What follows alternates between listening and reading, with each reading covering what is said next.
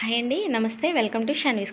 దేవీ నవరాత్రులు వచ్చేసాయి కదండి. దేవీ నవరాత్రులలో మొదటి రోజు ప్రసాదంగా పులిహోర ఎలా చేయాలో తెలుసుకుందాం.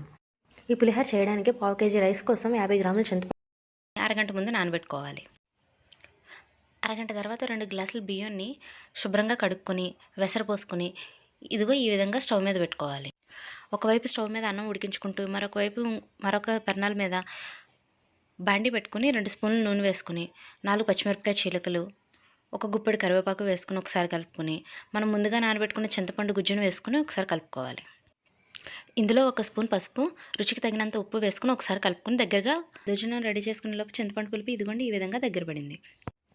ఇప్పుడు స్టవ్ ఆన్ చేసుకుని 2 స్పూన్ల నూనె వేసుకుని 1 స్పూన్ పచ్చి శనగపప్పు, 1 స్పూన్ మినపప్పు, 1 స్పూన్ ఆవాలు, 1 స్పూన్ జీలకర్ర వేసుకుని ఒకసారి కలుపుకోవాలి. ఎండుమిరపకాయ ముక్కలు, గుప్పెడు కరివేపాకు వేసుకుని ఒకసారి కలుపుకొని